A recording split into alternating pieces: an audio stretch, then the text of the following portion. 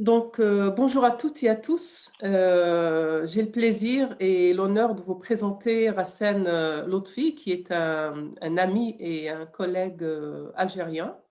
Il nous contacte depuis chez lui, depuis l'Algérie, et il est maître de conférence à l'université de Constantine. Rassen Lotfi enseigne bien évidemment la traduction littéraire, mais aussi la traductologie, l'histoire de la traduction. Et sa thèse de doctorat, dont une partie a donné lieu à une production, à une publication sous le titre de l'absolu critique, porte sur les traductions françaises de Najib Mahfouz, donc le prix Nobel arabe égyptien, à travers le prisme de l'analytique bermanienne. Le principal domaine de recherche de Rassen, c'est évidemment la relation entre la traduction et la littérature, mais il précise que le terme littérature est à appréhender au sens le plus large du terme, autrement dit la textualité, qui peut englober aussi les textes sacrés, le Coran par exemple, ou la Bible ou autres. À part ça, nous avons aussi le plaisir de collaborer ensemble autour d'un colloque qui a donné lieu à une publication qui va paraître très bientôt et dont je vous parlerai bien entendu prochainement, autour des métaphores de la traduction. Rassan donc a participé avec un article très intéressant sur ces métaphores de la traduction et leur circulation dans des textes arabophones. Et donc la publication est sous presse, elle va paraître dans la collection Traductologie des presses universitaires d'Artois, pardon. Et pour terminer, j'aimerais aussi dire et montrer que Rassen traduit surtout depuis l'anglais, mais aussi depuis le français.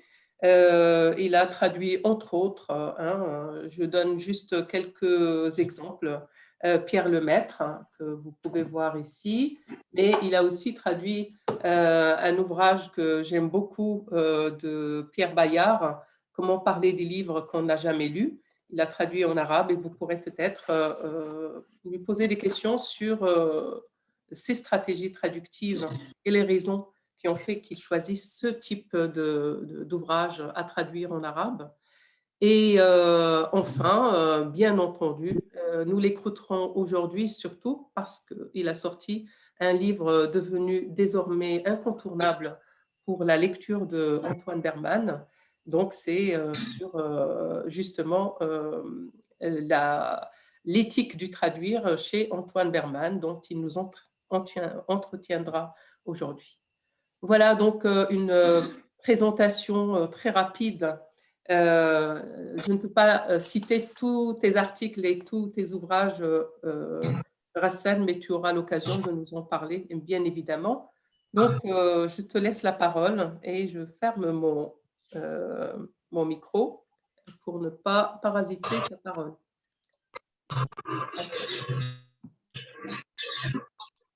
Entre-temps, je demande aussi à toutes les personnes présentes de fermer leur micro pour éviter le parasitage, voilà, pour un bon enregistrement.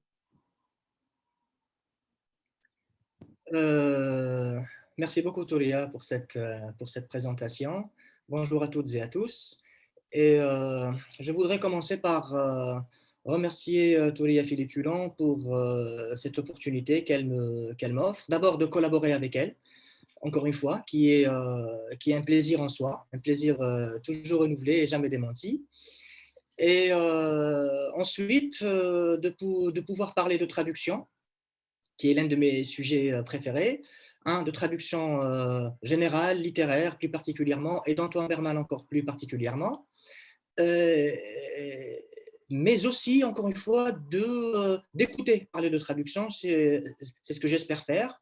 D'ailleurs, je remercie toutes et tous ceux qui sont qui nous ont rejoints ou qui vont nous rejoindre. Je voudrais juste dire quelque chose, c'est que tout au long de cette présentation et durant les discussions, il va peut-être être difficile de dire à chaque fois tous, traductrices, traducteurs, mais langage inclusif s'entend, hein, c'est-à-dire je vais essayer de parler comme ça spontanément, mais bien sûr, il s'agira toujours de traductrices et de traducteurs. Donc voilà, l'intervention que je voudrais, la communication que je voudrais faire aujourd'hui tourne autour d'Antoine Berman, de la pensée traductologique d'Antoine Berman. Mais je voudrais faire une petite transition, puisque le dernier cours que Touria a donné, c'était justement sur Benjamin, et puisqu'Antoine Berman est lecteur de Walter Benjamin, je voudrais passer par une petite transition, introduction. Voici vous voyez là les axes de ce qui va venir. Donc une transition par Benjamin, puis Berman, lecteur de Benjamin, puis mise en contexte général, puis on va aller sur les 3 axes que Berman lui-même définit comme étant les axes principaux, les axes incontournables pour une réflexion traductologique moderne, qui est l'histoire, l'éthique, qui est le corps de notre intervention aujourd'hui, et la critique, puis on finira par un épilogue que je voudrais un peu, si vous voulez, ce sera une défense un peu d'Antoine Berman. Comme je l'ai déjà dit dans une autre occasion, Antoine Berman, c'est ma paroisse à moi, donc je ne priverai pas de prêcher pour cette paroisse. Je ne parlerai pas du texte de Benjamin, qui est un texte très compliqué, très difficile, et un texte incontournable. Si vous prenez un ouvrage tel que l'ouvrage de Michel Ballard, le fameux ouvrage sur l'histoire de la traduction, il est intitulé « De Cicéron à Benjamin ». Cicéron, c'est le début de la réflexion traductologique. Benjamin, c'est un seuil, c'est un tournant. Donc, à tel point que le critique déconstructionniste Paul de Man, qui a écrit un article intéressant sur ça, sur Benjamin, avait dit « Aujourd'hui, si quelqu'un veut se faire un nom, il est obligé d'écrire et de dire quelque chose sur Walter Benjamin. » C'est devenu comme ça. Mais le paradoxe, c'est que, comme le disait Alexis Nuss, qui a écrit un article sur la réception française de l'essai et sur la réception française des travaux de Benjamin, Alexis Nuss dit que Benjamin est souvent méconnu. C'est-à-dire, on le cite comme ça, décontextualisé, des phrases et on le réduit à des catégories, telles que le pur langage ou le littéralisme à outrance, mais selon toujours Alexis Nuss, c'est un texte qui est méconnu, et beaucoup de critiques qui ont écrit sur Benjamin en France, malheureusement, n'ont pas donné beaucoup d'espace justement à ce texte-là et au travail de la traduction qu'il y a. Ce que Alexis Nuss signale et que je trouve, c'est-à-dire important à signaler, c'est que il y a des lectures très négatives de l'essai. L'admiral en serait l'archétype, parce que l'admiral a beaucoup critiqué Benjamin, il le range comme ça dans le couffin des littéralistes avec Berman et Méchonic, il l'accuse de littéralisme à outrance, il l'accuse d'hermétisme, d'écriture ésotérique, et d'anticommunicationnisme. C'est-à-dire que, d'ailleurs, Benjamin le dit, le poème ne communique rien. Et il l'accuse aussi, justement, de procéder d'un impensé théologique auquel on va revenir. Il y a des lectures très positives. Et il y a là le texte de Maurice Blanchot que je signale. C'est un texte dans son livre L'Amitié qui s'intitule tout simplement Traduire. Mais Alexis Nuss dit que Maurice Blanchot a vu ce que beaucoup d'autres n'ont vu, à savoir le fait que Benjamin ne veut pas nier la différence des langues, c'est-à-dire en retournant à la langue pure, mais au contraire, Benjamin dit que la traduction vit de cette différence et même si elle paraît vouloir la supprimer. Ce texte-là est traduit. d'abord par Maurice de Condillac en France. Il y a eu 2 ou 3 traductions en anglais. Pour l'arabe, je ne sais pas, mais je ne pense pas qu'il ait été traduit jusque-là. Je ne crois pas, mais je voudrais signaler 2 retraductions récentes. Bon, la traduction de Martine Broda, qui date quand même maintenant de 25 ans ou de plus, mais elle est importante ici pour notre contexte parce que Martine Broda avait assisté au séminaire d'Antoine Berman sur Walter Benjamin et, et, et elles sont nées, c'est-à-dire elle en a tiré beaucoup d'enseignements. Mais elle est importante, cette traduction de Martine Broda, parce que Martine Broda elle-même dit qu'elle a traduit Paul Celan, le poète allemand, en lisant Walter Benjamin. Et ça, c'est un démenti, comme le dit Alexis Nuss, de cette réputation du texte de Benjamin, que c'est un texte qu'on ne peut pas, c'est-à-dire dont on ne peut pas s'inspirer pour en tirer une pratique réelle, une pratique traductive réelle. Donc Martine Broda avait tiré son concept de célaniser le français, non pas seulement germaniser, mais célaniser le français. Elle l'a tiré de l'enseignement, comme elle le dit elle-même, et comme le dit Alexis Nuss, du texte de Benjamin lui-même. Et l'autre traduction, c'est la traduction d'Alexis Nuss et de Laurent Lamy, qui est très très importante parce que c'est une traduction avec un appareil critique et de notes très très important, et il y a des modifications majeures. Nous connaissons le texte de Benjamin sous le titre « La tâche du traducteur ». Laurent Lamy et Alexis Nuss traduisent par l'abandon du traducteur. Par exemple, là où les traductions françaises, comme Maurice de Condillac dit signification, Lamy et Nuss disent signifiance. Et ça, c'est un terme très très important qu'on retrouve chez Berman, qu'on retrouve chez Meschonnick, et il est très important parce que signifiance signifie mouvement, alors que signification, c'est quelque chose d'achevé et de fini. Je ne pourrais pas en dire plus parce que là n'est pas le propos de notre intervention, et je ne suis pas spécialiste de Benjamin, loin de là. Maintenant, Berman, lecteur de Benjamin.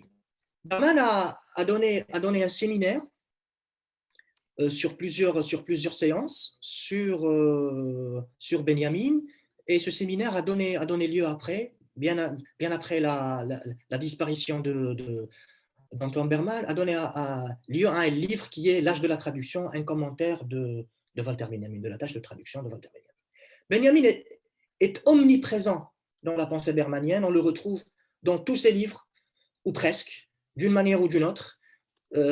Lorsqu'il va parler de la critique de l'éthique de traduction, il citera Benjamin. Lorsqu'il va parler de la critique des traductions, il considérera Benjamin comme étant l'une des fondations de son modèle critique et de sa conception même de la critique et de la critique de traduction. La lecture de Benjamin se fait sur le mode du commentaire. Le commentaire n'est pas comme l'analyse littéraire, parce que selon Berman, l'analyse littéraire s'occupe des idées, le commentaire s'occupe du texte et de la lettre du texte. Et donc, on ne peut pas faire un commentaire d'une traduction, on est obligé, bon, en tout cas selon Berman toujours, on est obligé de faire un commentaire de l'original. Bon, ça c'est selon lui. Et ce qui est important dans le commentaire, c'est le fait que le commentaire nous permet de penser avec le texte, à partir du texte et même contre le texte. C'est-à-dire, faire un commentaire, c'est aussi faire la critique de ce qu'on commente. Et voilà, donc il y a une relation étroite entre le commentaire, la lettre et la traduction, parce que comme le dit Benjamin lui-même, il y a une relation, c'est-à-dire de parité entre commentaire et traduction. Les deux abordent le texte de deux manières différentes, mais dans un cadre très similaire. Bien sûr, il est impossible de résumer le commentaire bermanien de Benjamin, mais je vais donner comme ça quelques idées principales que moi je considère principales. Pour Berman, il faut lire et relire la tâche, c'est-à-dire le titre, l'article de Benjamin, à la lumière de ses textes sur la reproduction de l'œuvre d'art. Berman n'explique pas plus, mais si on va voir le texte, le fameux texte de Benjamin, l'œuvre d'art à l'âge de sa reproductibilité technique, il y a un paragraphe où Benjamin parle de l'aura de l'œuvre et de son autorité, et là où il dit que il y a une différence entre la copie manuelle et la copie technique. La copie technique, elle met en évidence, elle met en évidence, par exemple, la photographie, elle met en évidence des aspects de l'original qui ne sont pas accessibles à la lentille, et elles peuvent l'agrandir et le ralentir, et elle met l'original dans des situations où l'original lui-même ne peut pas accéder. Et ça aussi, c'est la traduction, en fait. Parce qu'une traduction, c'est une lecture, c'est une vision, et si on va voir le concept d'Uberleben benjaminien, c'est-à-dire la survie, la vie après la mort du texte, donc c'est ça. La traduction aussi, elle prend le texte, elle le met dans des situations où il ne peut pas être c'est-à-dire où il ne peut pas accéder, hein, de par les barrières linguistiques et culturelles. Et donc, Berman dit qu'il faut lire la tâche à la lumière de ce texte-là et lire ces textes-là à la lumière de la tâche. Une autre idée phare que je considère comme étant phare, c'est le hiatus, comme le dit Berman, entre la pensée théorique de Benjamin, telle qu'exprimée dans le texte, dans ce texte-là, et son expérience de traduction. Berman dit que l'un n'informe pas l'autre, l'une n'informe pas l'autre, c'est-à-dire qu'il y a un hiatus qu'il faut étudier. En allant creuser comme ça, j'ai trouvé un article dans le collectif que Martine Broda a organisé, a dirigé, sur Berman, là où il y avait un article de Robert Kahn sur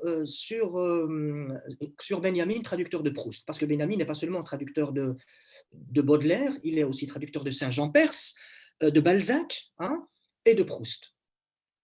Et Robert Kahn dit que, bizarrement, pour quelqu'un c'est-à-dire pour un critique comme Benjamin, il dit que Benjamin, par exemple, ne respecte pas la syntaxe proustienne. Il arrive jusqu'à germaniser les noms. Donc, on trouve par exemple Herr von Charlus, hein, pour le baron de Charlus. Mais en même temps, c'est pour ça que j'ai dit expérience de traduction contradictoire. En même temps, selon toujours ce Robert Kahn, en même temps, Benjamin arrive à laisser entendre le langage des différents personnages, il arrive à laisser, c'est-à-dire à préserver les réseaux métaphoriques, l'humour des personnages. Donc on voit cette dualité dans l'expérience de traduction de Benjamin de Proust. Mais le jugement final de Robert Kahn, c'est que, quoi qu'il en soit, par la connaissance profonde que Benjamin montre de Proust, la traduction allemande de Benjamin est un passage obligatoire pour toute retraduction de Proust vers le français. Maintenant, si on en arrive à Berman. J'ai envers Berman une dette insolvable parce que c'est lui qui m'a mis les termes de la traduction dans la bouche.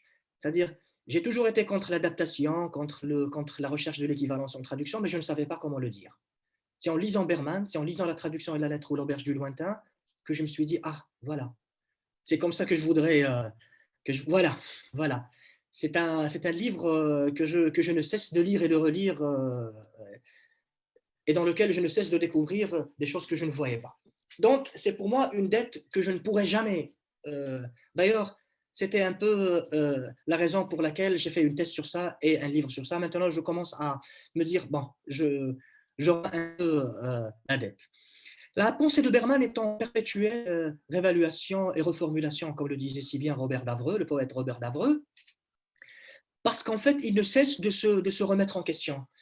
Je donnerai un exemple rapide.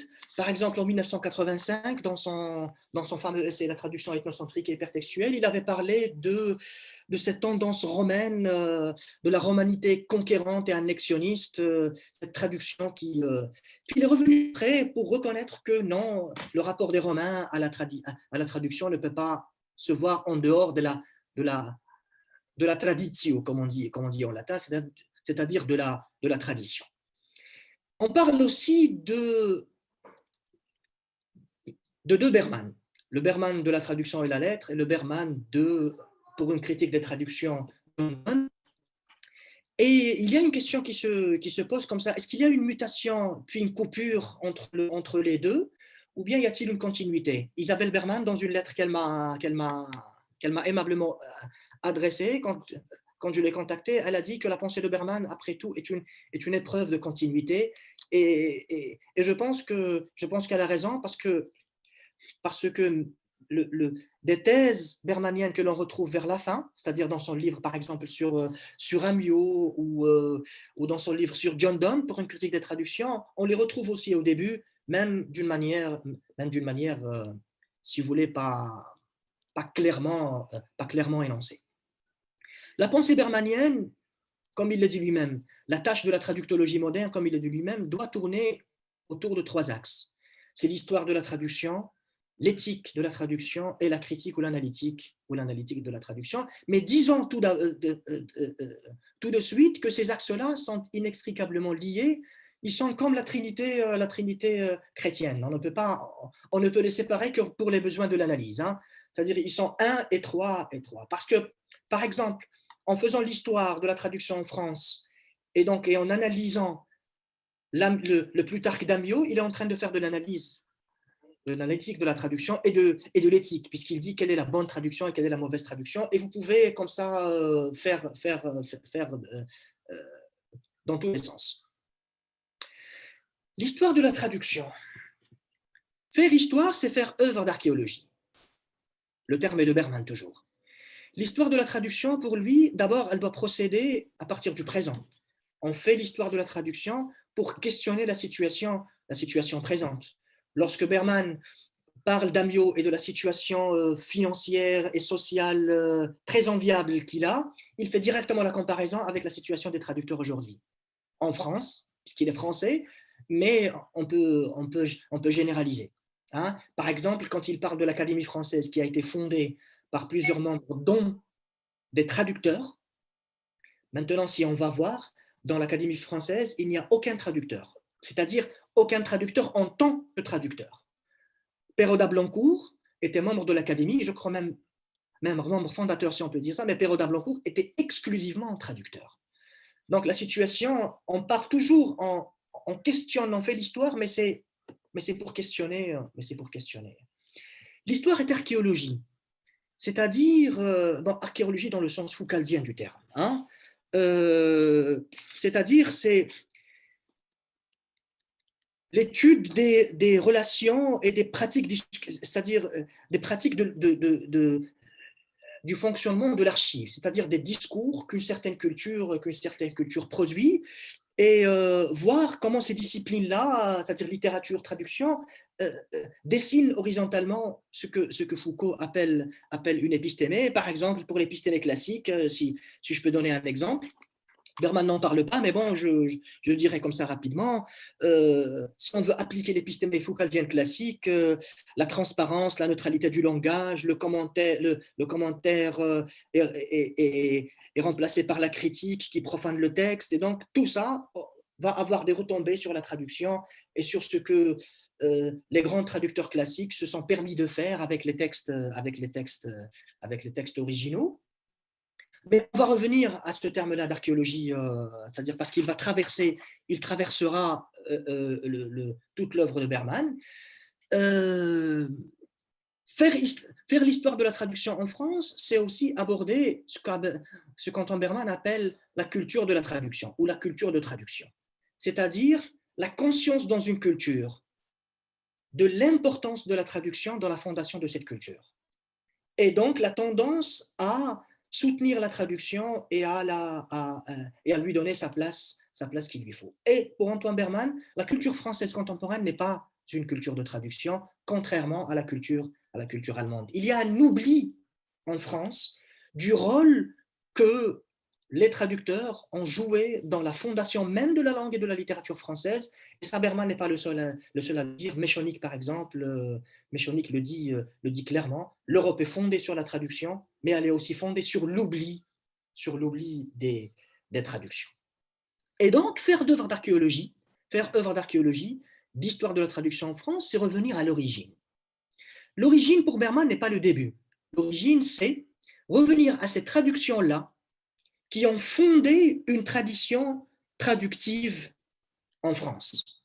Quelles sont les traductions qui ont été un tournant et qui sont devenues incontournables, même si les traducteurs d'après les ont laissés de côté, mais qui ont fondé ce que Berman appelle une tradition de la traduction en France. Et pour la France, ça va être Oresme et Amyot. Mais avant de passer à Oresme et Amyot, Antoine Berman fait quelque chose de très très important, c'est faire l'histoire des images et des métaphores de la traduction. Ça, c'est important. D'ailleurs, j'imagine que c'est important, c'est-à-dire que ça sera intéressant pour toi spécialement, Touria, parce que c'est l'un de tes axes d'intérêt.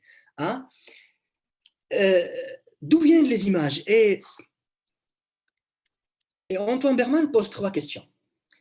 Il dit que faire l'histoire des images et des métaphores de la traduction veut dire ceci. Veut dire d'abord poser la question pourquoi la traduction cherche sa vérité positive et négative dans les métaphores et les comparaisons. Pourquoi, lorsqu'on veut parler de traduction, on a recours aux métaphores? Berman donne comme ça une possibilité de réponse, c'est ce lien, si vous voulez, ontologique et étymologique entre le terme métaphérein grec et traduction. Parce que les Grecs, pour parler de traduction, disaient métaphérein. La deuxième, c'est quelles expériences négatives sont à l'origine de cette imagerie négative? Non, la deuxième, c'est pourquoi les images de la traduction sont-elles dans leur majorité négatives? Pourquoi la grande majorité des images, elles sont négatives? Il y a bien sûr des images positives, ce que Berman appelle les métaphores poétiques. Mais pourquoi généralement les images sont-elles des images rhétoriques, c'est-à-dire qui plaquent une catégorie préétablie sur la traduction? Berman laisse la réponse ouverte, il ne répond pas. Et la troisième, quelles sont les expériences négatives qui sont à l'origine de cette imagerie négative? Parce que, par exemple, au XVIe jusqu'au début du XVIIe siècle, l'image sociale de la traduction n'était pas négative. Mais la représentation métaphorique dans le discours, elle l'était. Donc, il y a un hiatus entre image sociale, c'est-à-dire réalité du traducteur, et image métaphorique. Et ce que Berman dit, et que je trouve important, c'est que les métaphores sont non seulement produits d'expériences négatives, mais elles produisent elles-mêmes d'expériences négatives. Ces images-là, donc, façonnent notre manière de voir la traduction et négativisent une expérience qui n'était pas forcément négative au début. Maintenant, pour revenir à l'histoire de la traduction et l'histoire de la traduction en France, Berman dit qu'il y a Oresme et qu'il y a Amyot, qu'il considère comme étant une double origine de la traduction en France. Double origine, c'est-à-dire qu'il y a dans chacun des deux la patte, si vous voulez, la graine de deux pratiques traductives, qui sont les belles infidèles et les traductions littéralisantes et populaires. Ça ne veut pas dire que Oresme, il est d'un côté et que Amyot, il est de l'autre. Il y a dans les deux les graines des deux, et on va voir bien sûr, et on le sait, maintenant c'est devenu de l'histoire, history comme on dit en anglais, on le sait que juste après Amyot, c'est-à-dire au XVIIe et XVIIIe siècle, c'est les belles infidèles qui ont été gardées et les traductions littéralisantes et populaires, orales et populaires, qui ont été écartées. Donc, c'est l'une des deux possibilités ouvertes par Oresme et Amyot qui ont été exploitées et l'autre a été oubliée. En parlant d'Oresme et d'Amyot aussi, Antoine Berman parle c'est-à-dire évoque la question de la traduction et du pouvoir politique. Oresme appartenait à l'école de Charles V. Amyot était très proche de la royauté, c'est-à-dire de François Ier et des Valois. Et là, c'est-à-dire, Berman dit qu'il y a une nécessité de l'institutionnalisation de la traduction. La traduction, différemment de la littérature, selon Berman toujours, a besoin de soutien et d'institutionnalisation pour qu'elle vive. Il y a bien sûr le risque de perte de liberté, mais l'institutionnalisation n'est pas uniquement verticale, parce qu'il y a le soutien financier accordé aux traducteurs par les institutions privées ou publiques. Ça, c'est une institutionnalisation verticale, et par le pouvoir politique. Il y a aussi une institutionnalisation horizontale, lorsque les traducteurs et les traductrices s'organisent en réseau, hein, les organismes. Il y a la régularisation socio-professionnelle de l'activité des traducteurs et traductrices. Et il y a aussi l'enseignement, l'instauration d'enseignements spécifiques, c'est-à-dire enseigner la traduction dans des écoles. Tout ça, c'est une institutionnalisation qui va, c'est-à-dire soutenir et défendre la traduction. Si on revient à l'histoire du monde arabe, le mouvement de traduction lancé par les Abbassides, par Al-Mansour, qui va durer 2 siècles et que moi je considère peut-être le plus grand mouvement de traduction de toute l'histoire de l'humanité, par sa longueur, si vous voulez, et par sa, n'aurait pas pu être comme ça s'il n'avait pas été soutenu par toute une société. Non seulement les califes et les princes, mais les grands, c'est-à-dire les marchands, même les chefs de l'armée. C'était toute une société qui portait ce mouvement de traduction, qui a donné un mouvement de traduction vraiment monumental, qui est le mouvement de traduction abbasside. En France aussi, on doit parler aussi de Dubélé et du rôle qu'il a joué dans le rejet de la traduction. Mais on passera directement à Amyot parce que c'est à Amyot que éthique de traduction, critique de traduction et histoire de traduction se rejoignent. Parce que le Plutarque d'Amyot, c'est une grande traduction selon Antoine Berman. Mais la grande traduction, c'est une catégorie bien définie. La grande traduction est celle qui incarne l'idéal traductif de son époque, qui arrive à faire un compromis entre l'idée de la traduction, qui est son essence même, et qui définit la loi de la traduction, qui est la fidélité, la loi de la traduction, fidélité, mais aussi c'est l'équilibre entre cette idée-là, c'est un terme platonicien, et la figure. La figure, c'est la forme externe du traduire dans laquelle, à chaque époque, s'articule dans la totalité de ses aspects l'activité traduisante. Donc, l'idée est supra-historique, si vous voulez, et la figure, si vous voulez, c'est à chaque époque, cette idée-là s'articule d'une certaine manière. C'est-à-dire ce qu'est le traduire à chaque époque. Et il y a cette relation dialectique, si vous voulez, cette tension entre idée et figure, que la grande traduction arrive à, si vous voulez, à faire comme ça un compromis entre les deux. Et ce qui est important, ce que dit Berman, c'est ça. Autant l'idée de la traduction nous fait échapper à cette faiblesse de la pensée qui est le relativisme. Parce que qui dit figure, époque historique, dit relativisme. Autant le concept de figure de la traduction nous permet de saisir rigoureusement l'historicité de la traduction. Parce que si on dit il n'y a que figure de traduction, donc la traduction chez les Français au XVIIe siècle, c'était comme ça. Au XVIIIe siècle, c'était comme ça. Au XIXe, donc on va tomber dans ce qu'on pourrait appeler un absolu relativiste, ou relativisme absolu. Donc, l'idée vient réguler ça, mais en même temps, pour ne pas tomber dans le dogmatisme et pour ne pas oublier que la traduction a une historicité, il nous faut le concept de figure. Maintenant, on termine avec, c'est-à-dire ce petit chapitre-là, avec la fortune d'Amyot. Amyot, et ça c'est ce qu'on a tendance à oublier, en tout cas selon Antoine Berman, Amyot est considéré, qui est traducteur, il était exclusivement traducteur, est considéré comme étant le père du français. Des critiques comme Gustave Lanson ont dit que Amyot a rendu Montaigne possible. Montaigne est le plus grand prosateur de l'histoire de France. Montaigne lui-même disait « Amyot a fait que les Français osent l'écriture ». C'est-à-dire qu'avant Amyot, les Français n'osaient pas écrire. Et donc, vous voyez tout ce que Amyot a pu ouvrir c'est-à-dire comme possibilité à la prose française. Et donc, il y a toute une filiation Amyot, Montaigne, et puis en arrivant jusqu'aux grands prosateurs français comme Gracq, comme Cohen, et comme bien sûr Marcel Proust. Mais paradoxalement, l'héritage d'Amyot a été dilapidé.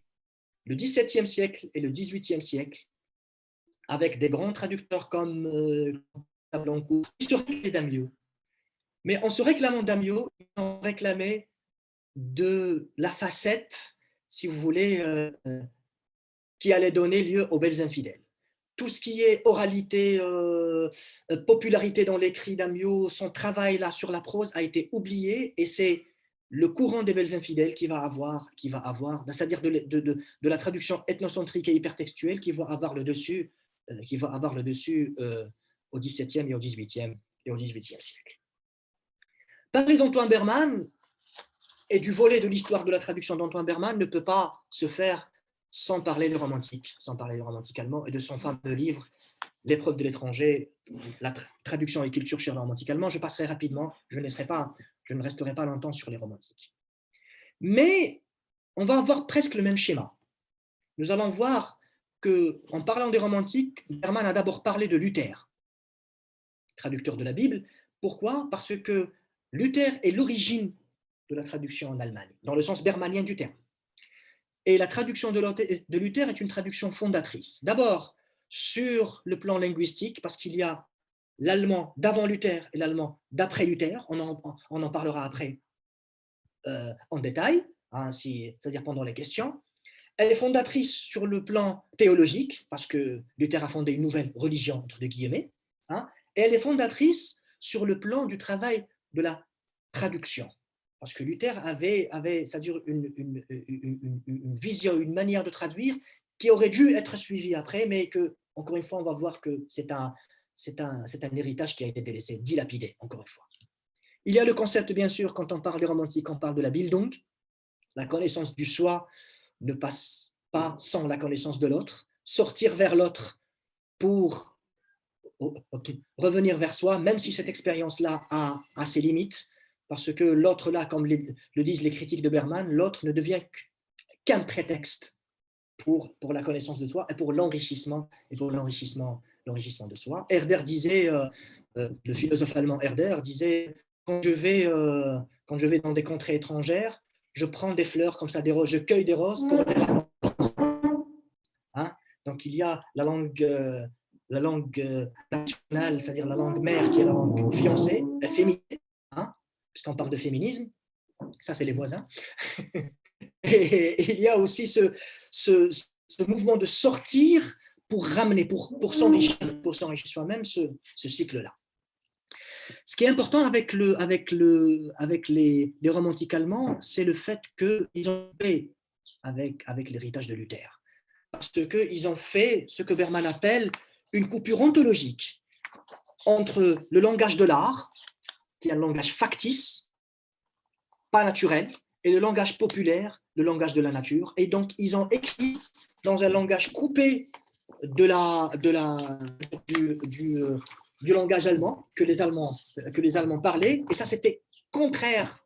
Hein, c'était l'opposé du travail de Martin Luther, qui allait écouter l'homme dans la rue, l'homme au marché, la femme dans son foyer et l'enfant dans la rue pour écrire sa traduction. Et donc, bizarrement, ces romantiques allemands qui ont fondé consciemment leur vision du traduire sur une vision anti-française, anti-classique, ont fini, comme le dit Antoine Berman, par rejoindre les classiques français en écrivant dans un langage coupé, un langage qui n'est pas naturel, qui n'est pas réaliste, ou réel, si vous voulez.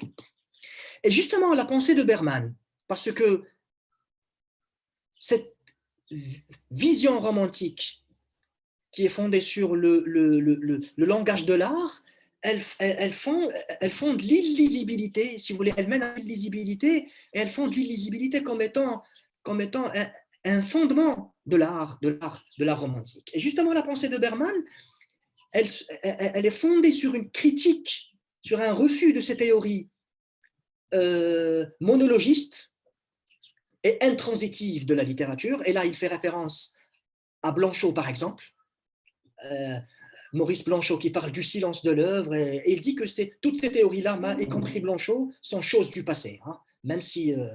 et quand on dit monologique, on pense directement au dialogique de Barthes.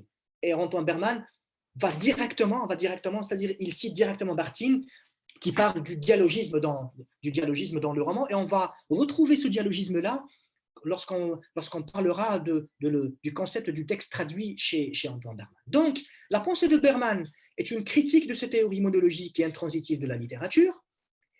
Elle est fondée aussi, comme il le dit lui-même, sur sa propre expérience de la traduction de la grande prose latino-américaine. Arguedas, Arlt, Roa Bastos, hein, un certain nombre d'écrivains. Pourquoi? Parce que ce sont ces écrivains-là qui lui ont ouvert les yeux sur la dimension, si vous voulez, populaire et orale de la littérature.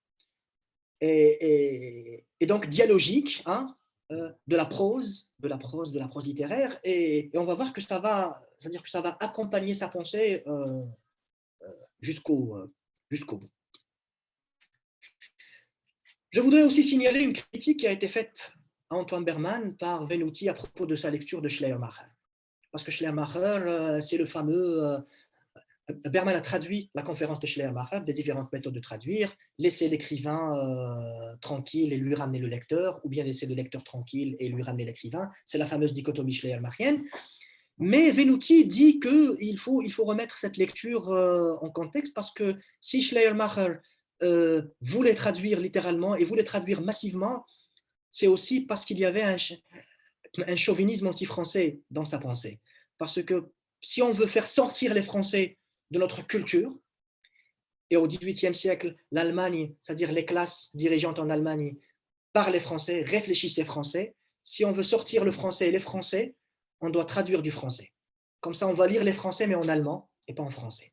Donc, il y a toute une politique, une lecture politique. Et là, Lawrence Venuti critique la lecture bermanienne de Schleiermacher, qu'il considère comme étant une lecture un peu réductrice et qui ne voit pas justement cette dimension chauviniste et politique je vous prie de m'excuser, de Schleiermacher. Idée aussi très importante, c'est la référence que fait Berman à Goethe et qu'il va reprendre après dans sa théorie, parce qu'il parlait de la traduction comme étant rajeunissement de l'œuvre. Et donc, ouverture, voilà, rajeunissement de l'œuvre qui vieillissait. Goethe préférait le Faust de Nerval, c'est-à-dire la traduction de Nerval, à son propre texte. Il le disait, je préfère la traduction française de Nerval de mon Faust à mon propre texte.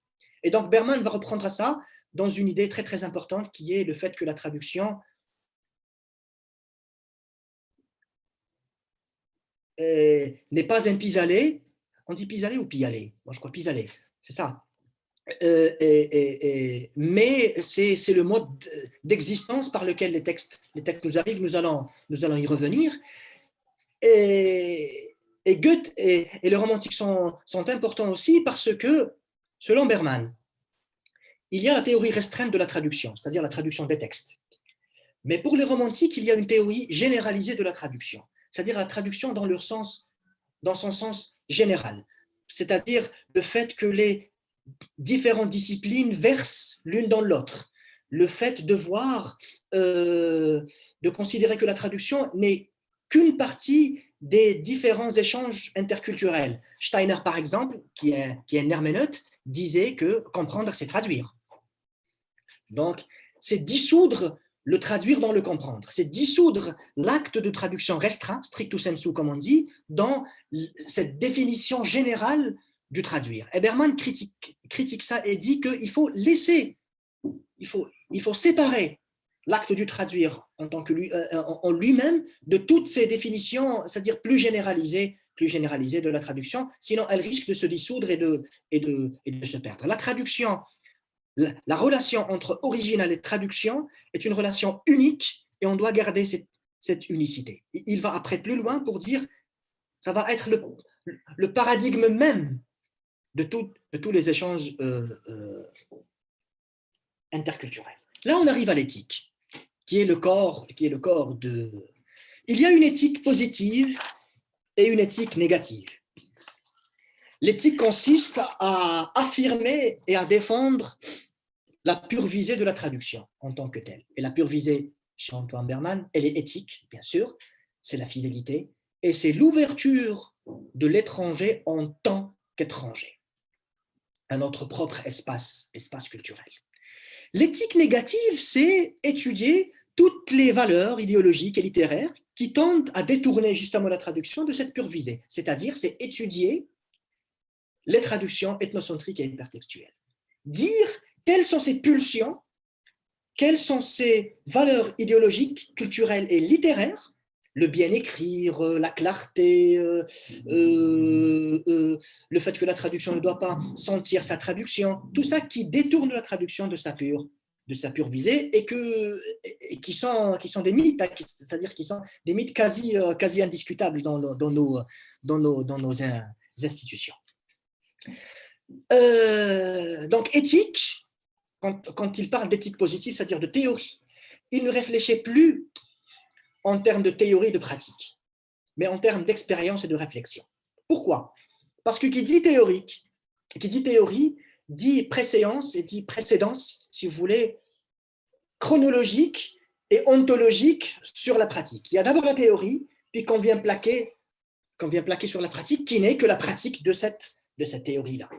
Pour Berman, non, il utilise des termes plus phénoménologiques que l'on retrouve chez un grand nombre de philosophes phénoménologiques à partir de Hegel, sur lesquels je ne vais pas m'attarder, mais il y a cette relation dialectique entre l'expérience et la réflexion. Il y a d'abord l'expérience, mais toute expérience qui ne se réfléchit pas ne deviendra jamais connaissance. Et donc, expérience, réflexion, et c'est cette réflexion-là qui transforme l'expérience en connaissance. Et cette connaissance, Antoine Berman l'appelle la traductologie. Et donc la traductologie, c'est la réflexion de la traduction sur elle-même à partir de sa nature d'expérience. Mais si on se met en tête, c'est-à-dire si on garde en tête le caractère dynamique d'expérience et de réflexion, on dira avec Berman que la traductologie n'est pas méthodologie. La méthodologie, comme le dit Antoine Berman, ne peut être que dans la traduction ethnocentrique et hypertextuelle, parce que c'est des catégories bien définies et qu'on vient appliquer. Mais une vision plus dynamique du traduire de la traduction, elle ne peut pas être méthodologique, elle est plus dynamique, elle est plus mouvementée, si vous voulez. Maintenant, la traduction ethnocentrique et hypertextuelle, c'est la traduction que Berman ne cesse de critiquer et qui est devenue, si vous voulez, comme ça, l'emblème de la théorie bermanienne, définie négativement, bien sûr, c'est-à-dire de tout ce que Berman combattait comme traduction. Je ne vais pas définir ethnocentrique, j'imagine que tout le monde connaît ethnocentrique, c'est centré sur sa propre ethnie, sur sa propre culture. C'est celui qui considère que tout ce qui n'est pas de sa propre culture est tout au mieux bon à être annexé. Ça c'est dans le meilleur des cas. D'ailleurs, il y a ce livre-là de Tzvetan Todorov, Nous et les autres, la réflexion sur l'altérité, qui est un livre magnifique et qui traite justement de l'ethnocentrisme dans la culture française. La traduction ethnocentrique et hypertextuelle est fondée sur un fondement platonicien, comme le dit Antoine Berman, sur la coupure platonicienne entre le monde des idées et le monde sensible, et sur la coupure paulinienne, c'est-à-dire de Paul, sur la lettre qui tue, litteram occidit, comme il dit en latin, et l'esprit qui vivifie, spiritus vivificat. Donc, vous voyez la lettre, le corps qui tue et l'esprit qui vivifie. Donc, le corps, la lettre, c'est le corps du texte qui tue et le sens, l'esprit qui le vivifie. Donc, il y a cette coupure qui présuppose un sens universel qu'on peut couper de la lettre. Un sens saisissable, donc on peut le prendre comme ça, un sens préalable. Un sens qu'on dirait Derrida, un signifiant transcendantal.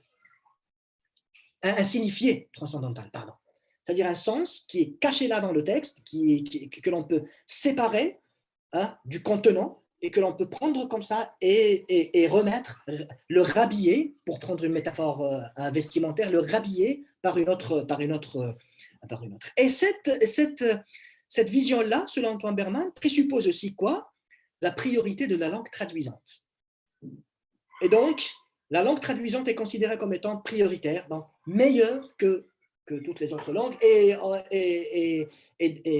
Et tout au long de l'histoire de la traduction classique, qui est selon Antoine Berman le summum, si vous voulez, de cette traduction, de cette tradition ethnocentrique hypertextuelle, on a tous les débats sur la langue italienne, langue du désir et de la dissolution, la langue espagnole qui est langue des matadors, et la langue française qui est la langue de la raison. Tout ce qui n'est pas clair n'est pas français, disait Rivarol, tout simplement. Et pour résumer les choses.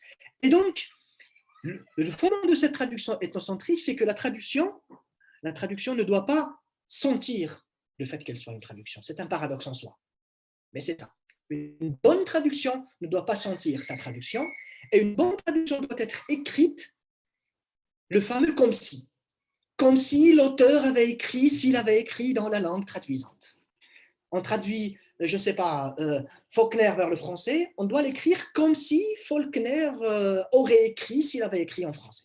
Hein? Le comme si, cette transparence, cette fluency, comme le disait Lawrence Venuti. Et la traduction hypertextuelle, c'est le fait que la traduction soit rapprochée d'autres pratiques hypertextuelles comme l'imitation, l'adaptation. Il y a même des théoriciens qui parlent de... D'ailleurs, maintenant, il y a tout un courant de ce qu'on appelle l'étude du corpus en traduction. Il y a cet article-là d'un certain Gallagher, je ne me souviens pas plus bien de son prénom, qui parlait de traduire vers le français de la littérature américaine, par exemple, mais de recourir à un corpus d'expression, de collocation que l'on tire de la littérature française. Et donc, c'est une pratique hypertextuelle donc, c'est, résumé, c'est cette pratique qui rapproche la traduction de l'imitation et de l'adaptation, qui sont des pratiques intertextuelles et hypertextuelles. L'éthique positive maintenant, c'est-à-dire la traduction telle que Antoine Berman la théorise et la défend. D'abord, on doit faire une petite référence à Lévinas, d'ailleurs parce que Berman fait référence à Lévinas, le philosophe de l'éthique, le philosophe de l'altérité, de l'autre absolument autre, de l'autre en tant que visage, de la responsabilité absolue envers l'autre. Et donc là, on voit directement le lien, c'est-à-dire pourquoi est-ce qu'Antoine Berman fait référence au livre de Lévinas, Totalité et Infini. Mais je voudrais juste comme ça ouvrir une petite parenthèse parce que malheureusement, il y a un livre qui a été écrit par un chercheur palestinien aux États-Unis, Zahi Zelloura, sur la philosophie continentale et la cause palestinienne. Là où il a parlé de Lévinas et là où il a montré comment malheureusement Lévinas lui-même n'a pas été fidèle à son éthique et à sa philosophie du visage et à son respect total de la vie humaine et de l'altérité quand il s'est agi de, par exemple, de Sabra et Shatila et des morts, parce que le mort est palestinien, il n'est pas européen, ou il n'est pas autre chose. Bon, bref, littéralité et fidélité. Quand on dit Antoine Berman, on dit littéralité et fidélité. La traduction est traduction de la lettre, du texte en tant que lettre. Ça paraît évident, mais ça ne l'est pas. Parce que quand on dit littéralité, on pense directement au mot à mot. D'ailleurs, Antoine Berman, dans son dernier livre, a fini par dire que je vais peut-être laisser tomber ce terme-là, littéralité, parce qu'il est tellement chargé de cette vision négative et réductrice que peut-être il est impossible de libérer littéralité du hémotamotisme. Mais la littéralité, et ça, c'est une chose sur laquelle il faut insister. Traduire la lettre, c'est traduire un tout textuel unique, comme le dit Antoine Berman, dans lequel il y a une unité unique à chaque fois. Ça, c'est la poétique méchonicienne. Un tout textuel unique, là où il y a une unité textuelle unique à chaque fois, à chaque texte, à chaque écrivain et à chaque texte, entre contenu et forme, entre langue et dit. Donc, il y a cette relation de nécessité entre forme et contenu, entre ce que Mechanic appelle signification et mode de signifier. Pour traduire l'un, même si on prétend vouloir traduire le dit, le sens, il faut passer par l'autre. L'un et l'autre ne sont pas séparables. Donc, il y a une relation dialectique entre la forme et le contenu que nous retrouvons par exemple chez Heidegger dans la relation entre terre et le combat intime, comme il l'appelle, entre la terre et le monde vécu, le Lebenswelt dans une œuvre d'art. Et bien sûr, cette relation de nécessité, on va la retrouver, et peut-être, sûrement Berman l'a reprise d'une manière ou d'une autre, d'Henri Mechanic, parce que c'est chez Henri Mechanic qu'elle s'explique comme ça, très... Le littéralisme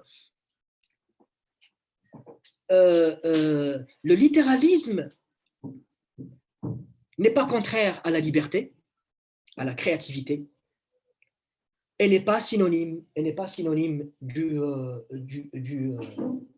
mot à mot. Le littéralisme se fait aussi à travers la liberté. Et là, on verra directement la critique de l'admiral qui considère que tous les littéralistes et tous les sourciers procèdent d'un impensé théologique, la sacralisation du texte, le dénigrement de la traduction et toutes les critiques que Berman en fait. Le temps nous prend comme ça rapidement. Est-ce que je peux continuer ou je dois, c'est-à-dire résumer? Tu penses quoi, Tolia? Parce qu'il est déjà 11 heures. Oui, non, tu peux continuer encore un quart d'heure si tu veux. D'accord. Donc j'essaierai de... L'idée phare, pour résumer, c'est que la littéralité n'est pas un fantasme théorique. C'est une pratique historique réelle. Et elle s'est manifestée avec de grandes traductions comme le Sophocle de Hölderlin, comme l'Énéide de Klossowski et comme le Milton de Chateaubriand, qui nous apprennent tous d'une manière ou d'une autre, qui nous donnent tous des enseignements sur la traduction littérale, le fait qu'elle soit, c'est-à-dire un mûrissement de la réflexion traductologique, le fait que la littéralité n'est pas le calque, c'est une manifestation du texte, le fait que la littéralité n'est pas une violence sur le texte original seulement, mais c'est une violence aussi sur la culture, c'est-à-dire que c'est un dépaysement qui rapatrie pour la traduction de Hölderlin. Et je vais terminer avec la critique des traductions. Ou si tu veux que je passe rapidement sur la critique et que je revienne sur l'éthique. Bon, maintenant pour ce qui est de la critique des traductions. Berman a esquissé un modèle de critique fondé justement sur cette vision-là historique et sur cette vision éthique du traduire. Ce modèle de critique, il a essayé de l'appliquer sur la prose et il a essayé de l'appliquer aussi sur la poétique. Pour la prose, il dit qu'il y a une urgence parce qu'il est facile de voir comment est-ce qu'un poème est détruit, mais difficile de voir comment est-ce qu'un roman est détruit. Et surtout que le poème est considéré comme étant la poésie est plus difficile à traduire, la prose est moins difficile. Donc, ce dénigrement-là, un peu si vous voulez, fonde l'urgence de l'analytique de la traduction de la prose. Cette analytique est fondée c'est-à-dire il a essayé de l'appliquer à travers ce qu'il a appelé les 13 tendances déformantes, et il a essayé d'analyser comment est-ce que ces 13 tendances-là, rationalisantes, clarifiantes, homogénéisantes, classicisantes, en un seul mot, cachent ces caractéristiques de la grande prose selon Berman, l'informité, le mal écrire et la tension entre la forme et le contenu, entre la prose, entre l'architecture de la prose et le contenu qu'elle est censée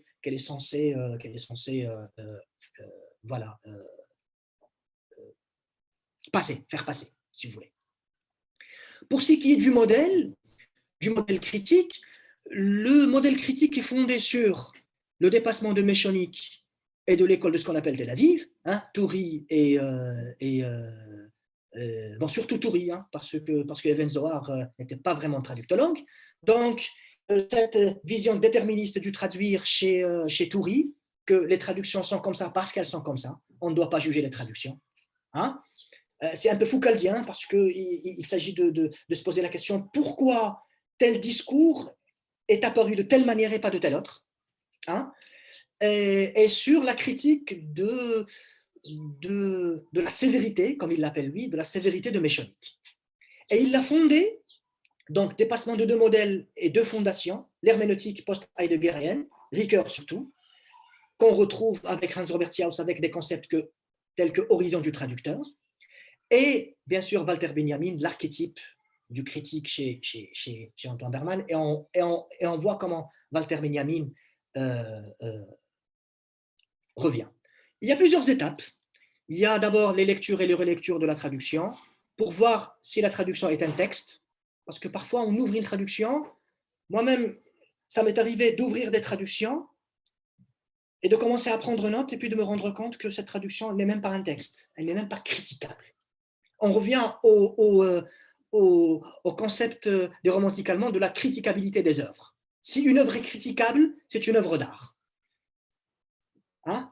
Donc, on voit si la traduction, elle tient, puis on essaye de tirer les zones miraculeuses, c'est-à-dire les zones réussies, et les zones problématiques. Là où il y a, par exemple, de l'interférence linguistique, de la contamination linguistique, ou au contraire, là où on sent que le texte est trop français, par exemple. Hein. Ces impressions-là sont importantes. Donc, les lectures de l'original, c'est une pré-analyse, on doit analyser, et on doit étudier la poétique du texte, c'est-à-dire tous les traits stylistiques qui individuent le texte, qui font sa spécificité. Et puis, on sélectionne des passages, là où le texte se condense et se représente. Et puis, on pose les trois questions suivantes. C'est quoi la position traductive du traducteur? Quel est le compromis que le traducteur fait entre sa vision et les discours ambiants qu'il a internés? C'est quoi le projet de la traduction? D'abord, est-ce qu'il est individuel ou collectif? Est-ce que cette traduction-là est une traduction nue, sans appareil critique, par exemple? C'est quoi le paratexte? L'étude des paratextes, qui est un domaine riche vraiment à étudier. Et c'est quoi l'horizon du traducteur? De quel horizon procède cette traduction? Horizon, c'est-à-dire état de la langue, état des connaissances sur le texte, état de la littérature, hein? Toutes ces déterminants qui déterminent l'agir et le penser du traducteur. Et puis on écrit la critique. Et donc la critique doit faire face au problème de la lisibilité. Par exemple, parce que Antoine Berman critique beaucoup Méchonique parce qu'il le considère comme étant, il était trop technique, il est très difficile et tout. Et là, on arrive, peut-être que je terminerai avec ça, hein, pour ce qui est de la critique. Et là, on arrive justement sur le fondement de l'évaluation. Berman récuse directement cette dichotomie entre sourcier et cibliste, et il dit que la traduction doit arriver à la correspondance, au rapport de correspondance dans les signifiants, c'est-à-dire dans la signification polysémique, dans toutes les significations du terme correspondance, qu'on pourra discuter après. Et pour le faire, l'évaluation doit être fondée sur la recherche de la poéticité et de l'éthicité. La poéticité, c'est-à-dire que le texte est bien écrit, c'est-à-dire qu'il répond aux normes scripturaires de la langue d'arrivée dans lequel il est traduit, et l'éthicité, c'est un certain respect du texte original. Et la dernière ou l'avant-dernière étape, c'est l'étude de la réception des traductions. Est-ce que la traduction a été vue, aperçue, ce qui est rare, en tant que traduction? Si elle a été vue, est-ce qu'elle a été évaluée, analysée, ou comme ça juste jugée admirable par un journaliste culturel qui n'a peut-être même pas lu l'original?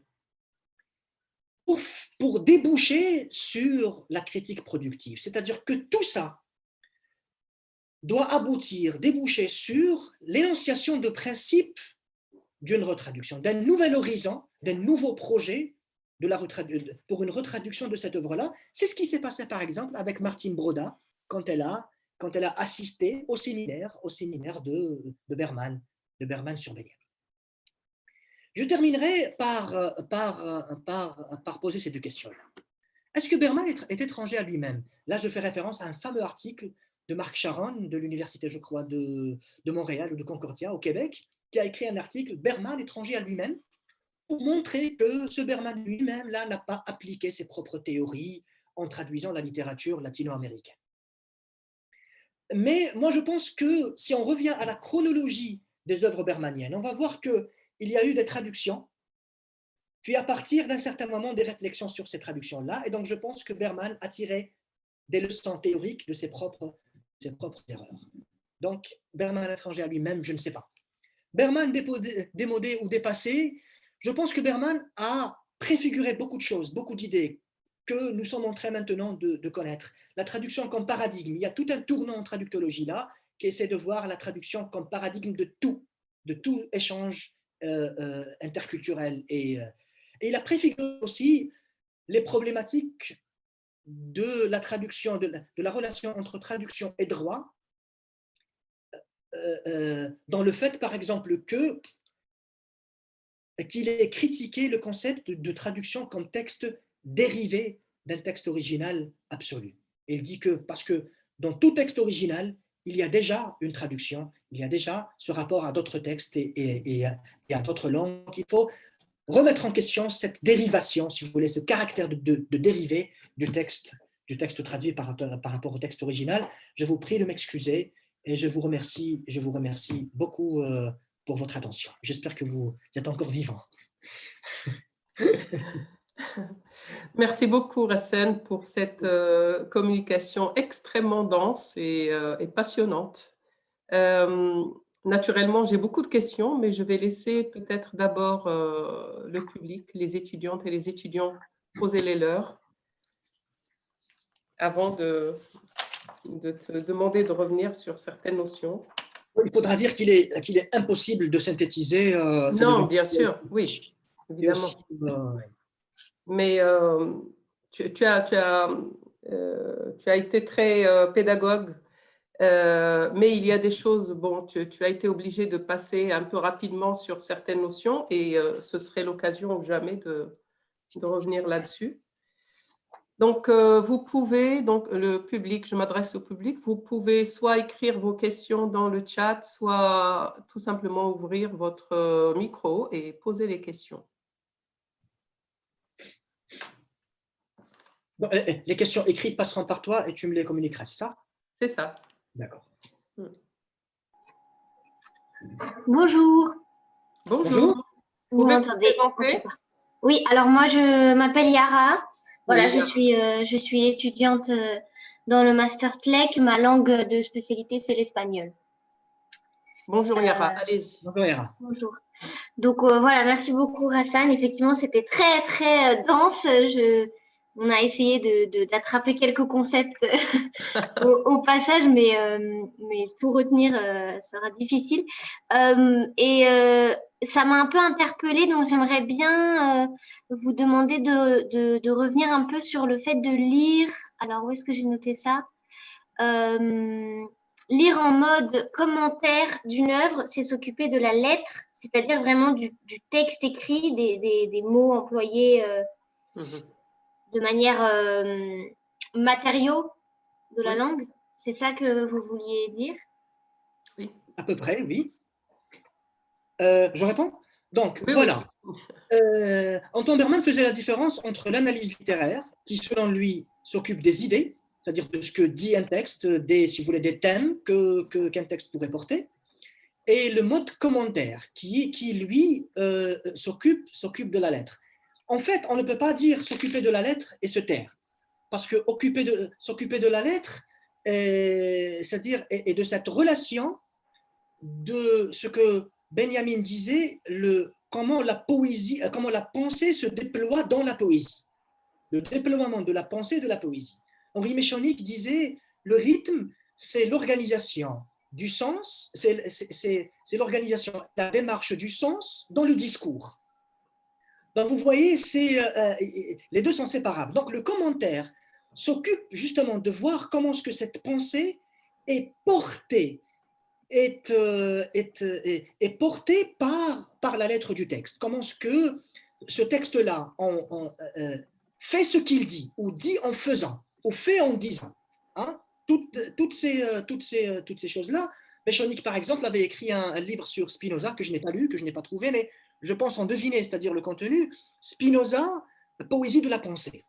Donc, comment est-ce que ce pensée, donc le dit, le sens, les thèmes, s'imbriquent et sont liés, et sont étroitement liés par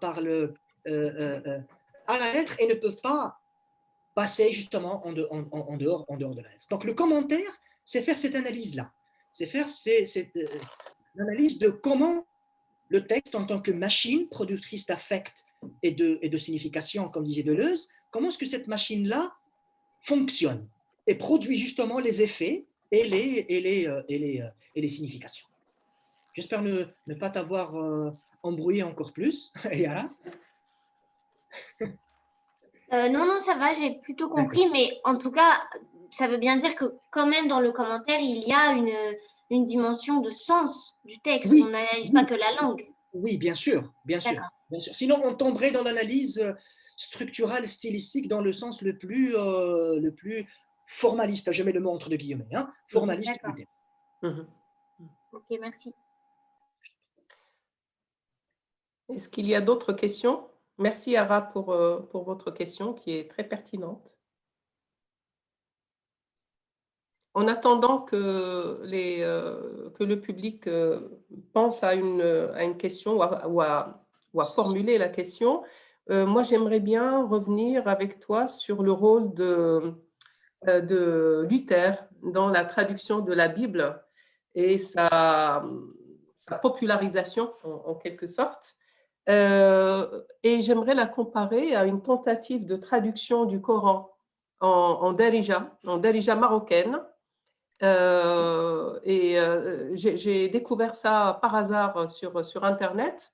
Et le propos du traducteur, c'était de montrer que toute la force du message coranique résidait dans l'opacité de sa langue et dans un état de langue qui ne nous est plus accessible aujourd'hui.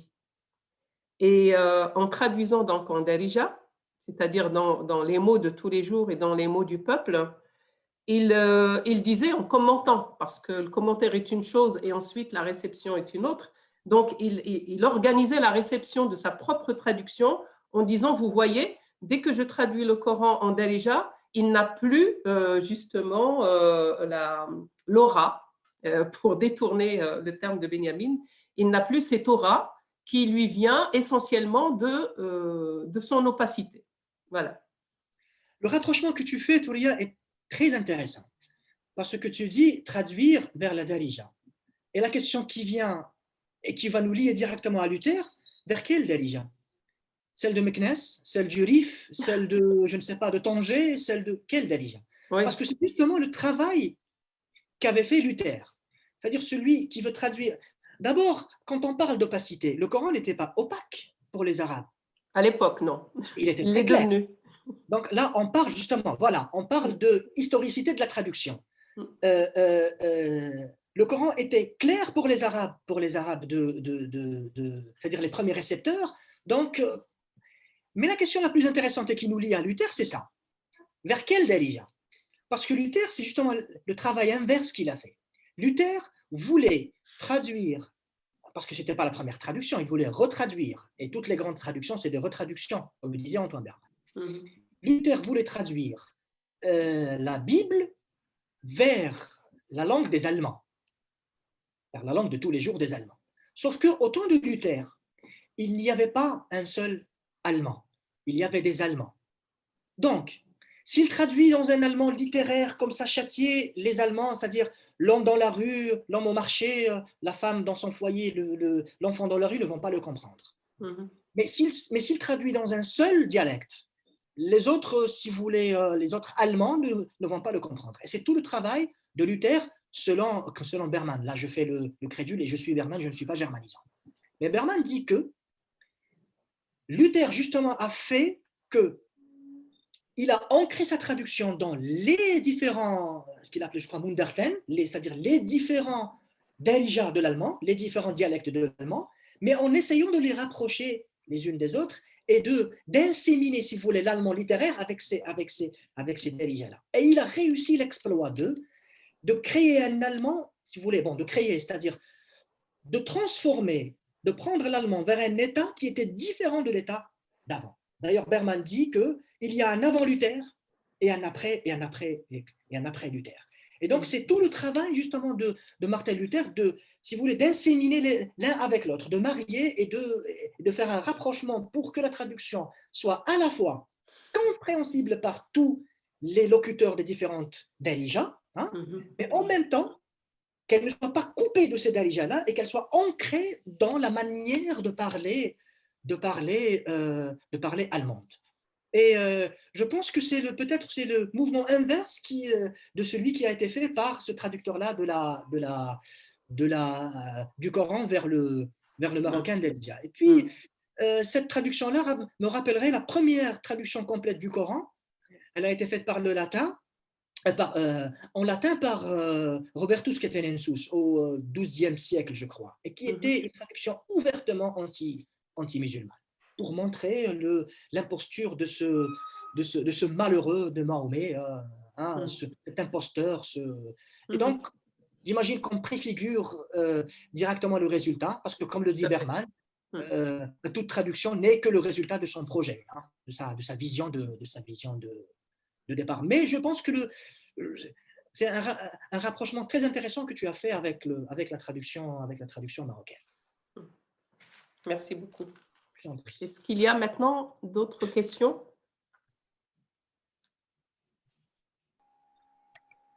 Oui, c'est encore moi, Yara. Allez-y, Yara.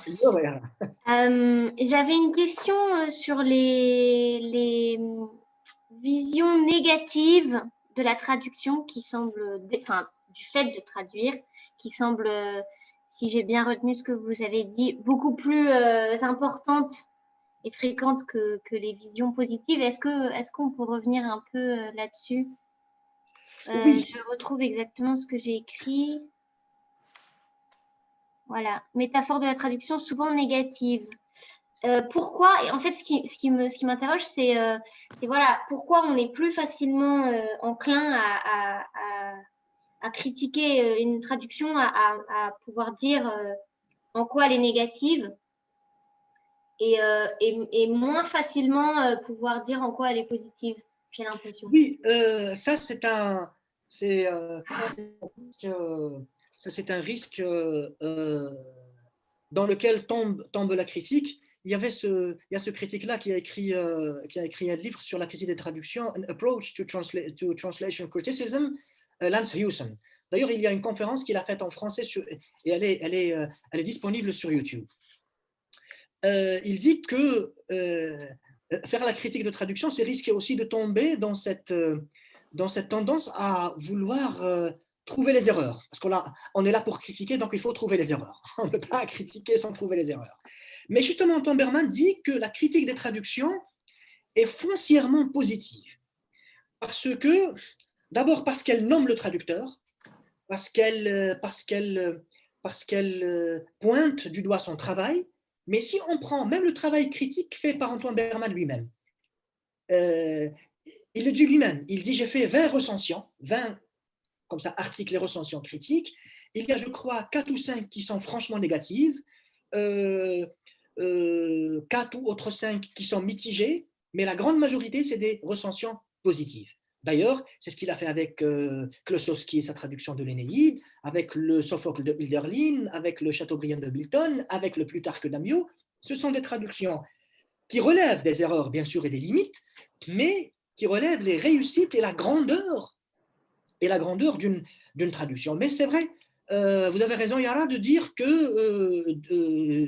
qu'on est plus enclin à critiquer, peut-être parce qu'il est plus facile de critiquer que de... Peut-être, je ne sais pas, peut-être c'est psychologique. Maintenant, pour les images négatives. Oui, je pense que les images négatives sont beaucoup plus fréquentes. Il y a l'image du mauvais copiste, euh, de celui qui ne pense Déjà pas. l'infidélité. Voilà, voilà. Il y a déjà l'infidélité, la belle infidèle. Il faut Voilà. la belle infidèle. L'image de celui qui ne pense pas et qui laisse les autres penser pour lui, comme disait le mathématicien de Montesquieu, hein, Oui. comme il le disait au traducteur. Mm. Il y a donc toutes ces images et Antoine Berman dit que ces images négatives-là, ces images rhétoriques marquent un refus de penser traduction. Parce que l'image rhétorique ne fait que plaquer des catégories toutes faites sur un phénomène quand on refuse de penser. Et les images positives, toujours selon Berman, qui sont des images poétiques, c'est-à-dire qui nous disent quelque chose sur la vérité, c'est-à-dire c'est des métaphores poétiques, et là on peut revenir, c'est-à-dire on devrait penser sur la relation entre la métaphore et la vérité, tel que pensé par exemple par Paul Ricoeur, je ne peux pas en dire plus, mais les métaphores poétiques disent quelque chose sur la vérité, sur la réalité, sur l'essence de la traduction, mais elles sont apparemment beaucoup moins fréquentes que les images négatives. Peut-être pour ce que je viens de dire, parce qu'il est plus facile de critiquer que de penser, c'est-à-dire plus profondément le phénomène de la traduction. Et parce que aussi, historiquement parlant, peut-être aussi c'est lié aussi au fait que, comme le disait Berman, comme le disait Edward Said par exemple, l'ethnocentrisme fait partie intégrante de toute culture. Toute culture est par définition ethnocentrique. Bien sûr. Et donc, tout ce qui est ramener une autre culture, tout ce qui est contact avec les autres cultures, il y a le risque de contamination, comme le disait Herder, de contamination de la Vierge par le sang de celui qui la transforme en femme, hein, toujours cette féminisation de la langue. Et donc, peut-être que c'est ça, parce que c'est l'histoire de cet ethnocentrisme constitutif de toute culture qui fait que la traduction est regardée plus négativement que positivement. Peut-être que c'est la raison profonde de cette vision. Si je peux continuer sur cette lancée en reprenant ce que tu as dit, Racine, à propos de critiques négatives ou critiques positives de la traduction. Pour moi, la critique négative est une critique positive. Parce que, comme tu l'as dit tout à l'heure, lorsqu'une traduction n'est pas réussie, elle ne fait pas texte. Et quand il n'y a pas texte, il n'y a pas lieu de critiquer. Donc, quelque part, une traduction critiquable, que ce soit négativement ou positivement, c'est une traduction réussie. Elle réussit à susciter un commentaire critique et donc elle participe de la réception de l'œuvre et de sa diffusion dans d'autres cultures. Tout à fait. C'est une traduction conséquente, une traduction qui a une vision. On peut être d'accord ou pas d'accord, mais c'est une traduction. C'est-à-dire il y a un travail derrière et non pas. Tout à fait. Mais tu as parlé de texte. Alors, si Berman emploie le mot, dans quel sens entendre le mot texte? Une traduction qui fait texte. Comment déterminer ce texte? La traduction qui fait texte, c'est une traduction, c'est-à-dire qui répond aux normes d'écriture, tout simplement aux normes d'écriture dans la langue privée. À ne pas confondre avec, c'est-à-dire c'est une traduction là où on sent qu'il y a un certain systématisme, pour dire ça tout simplement, c'est-à-dire c'est une traduction là où il n'y a pas beaucoup d'erreurs, là où il n'y a pas beaucoup d'erreurs, c'est-à-dire qui proviennent je dirais d'une incapacité à écrire, c'est-à-dire on ouvre des fois des traductions, je parle des traductions vers l'arabe, hein. Des fois on ouvre des traductions là où il y a des erreurs, je dirais, scolaires. Donc une non-maîtrise déjà de la langue, quoi. Par exemple, oui, par exemple. De la langue et une incapacité à écrire dans cette langue-là, parce que maîtrise de langue est capacité à écrire, à produire un texte dans cette langue-là. Oui, c'est autrement dit une capacité à faire texte, à donner une forme cohérente.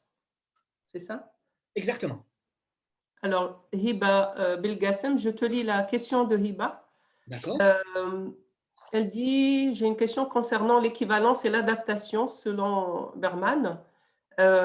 Pourquoi, si j'avais bien entendu, était-il contre ces deux notions d'équivalence et adaptation? Quand on parle d'équivalence et d'adaptation, bon, déjà l'adaptation, c'est toute la tradition des belles infidèles du XVIIe siècle, les traductions classiques et puis les traductions adaptatrices au XVIIIe siècle. Adapter culturellement, comme a fait par exemple Madame Dacier avec l'Iliade et l'Odyssée. Adapter aussi sur le plan de l'écriture, c'est-à-dire rationaliser une phrase ou des périodes trop longues et donc que l'on considère monstrueuses et non rationnelles. Clarifier ce que l'on considère pas clair. Allonger ce que l'on considère incomplet. Donc adapter à l'ordre du discours, au mode d'écriture de la langue d'arrivée, adapter entièrement, donc effacer tout ce qui individue le texte original.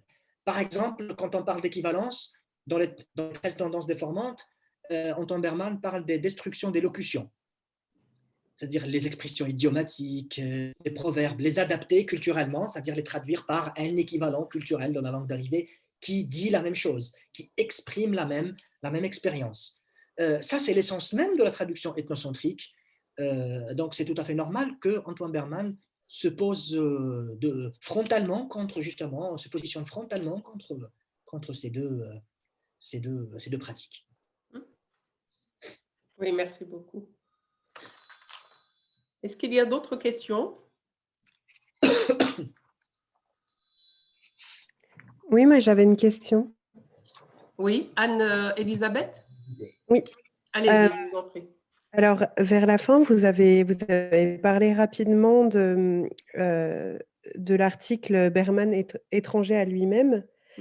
Et forcément, vous avez dû passer un petit peu vite dessus. Et du coup, je me demandais quelles sont les motivations pour dire que Berman s'est contredit entre ses théories et sa manière de faire.